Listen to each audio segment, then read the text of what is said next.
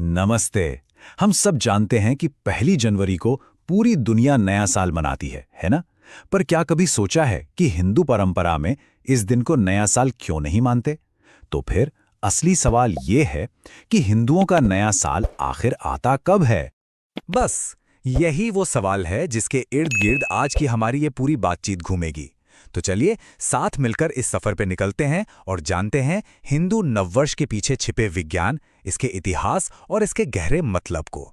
शुरुआत करते हैं हिंदू समय विज्ञान की इस दिलचस्प दुनिया से, क्योंकि सारी कहानी की जड़ें यही हैं। जरा सोचिए एक ऐसे नए साल के बारे में जो सिर्फ कैलेंडर पर तारीख नहीं बदलता, बल्कि पूरी प्रकृति में एक नई शुरुआत का ऐलान करता है।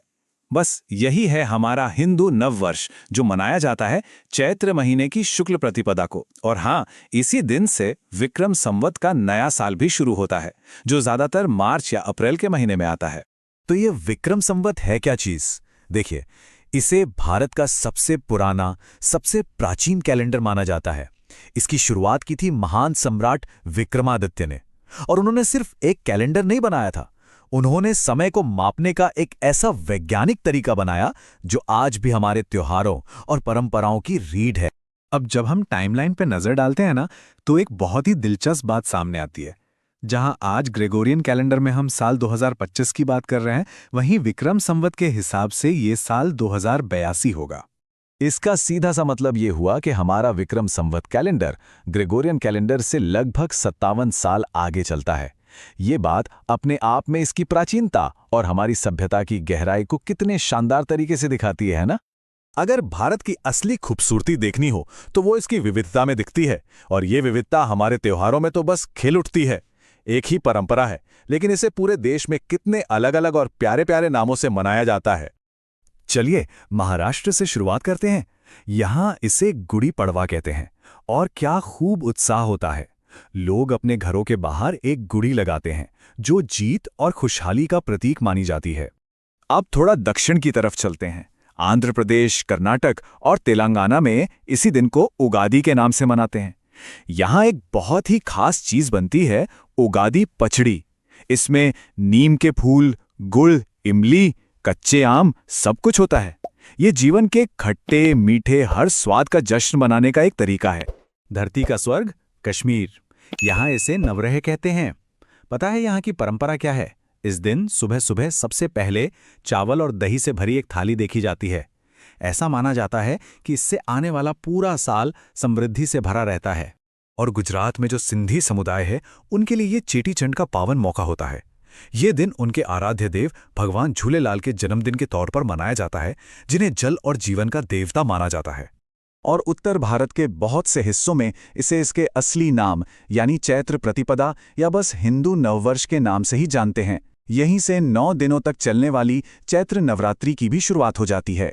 तो देखा, नाम चाहे जितने भी हों, लेकिन हर जगह जो भावना है, जो मकसद है और जो परंपरा है, वो एक ही है। एक नई, एक शुभ, एक मंगलमय शुरुआत का जश्न। लेकिन सवाल अब भी वही है, आखिर ये जश्न इसी समय क्यों मनाया जाता है?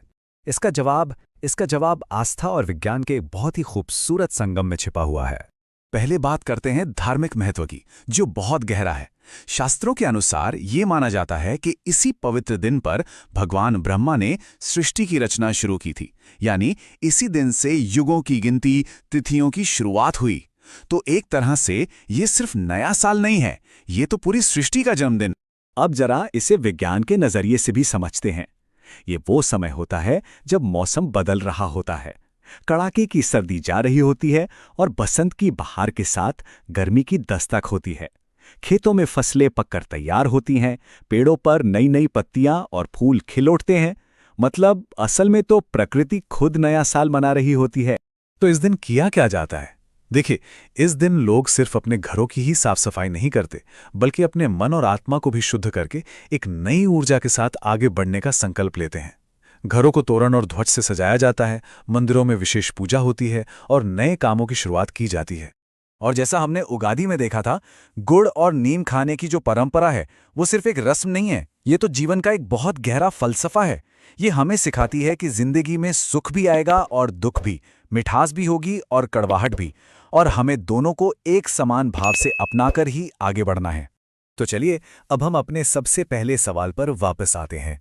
अगर हिंदू नववर्ष इतना तार्किक है, इतना वैज्ञानिक है और इतना ज्यादा अर्थपूर्ण है, तो फिर हम इसे 1 जनवरी को क्यों नहीं मनाते?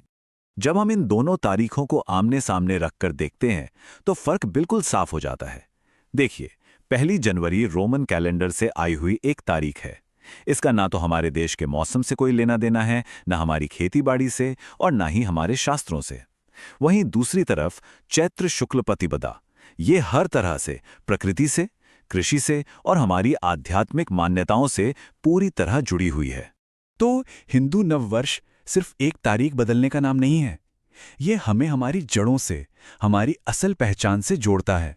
ये परंपरा हमें हर साल ये याद दिलाती है कि हमारी संस्कृति हजारों साल पुरानी है, हमारे शास्त्र सिर्फ कहानियां नहीं हैं, बल्कि विज्ञान से भरे हुए हैं, और हमारी परंपराएं आज भी उतनी ही जिंदा और उतनी ही जरूरी हैं जितनी वो सदियों पहले थीं।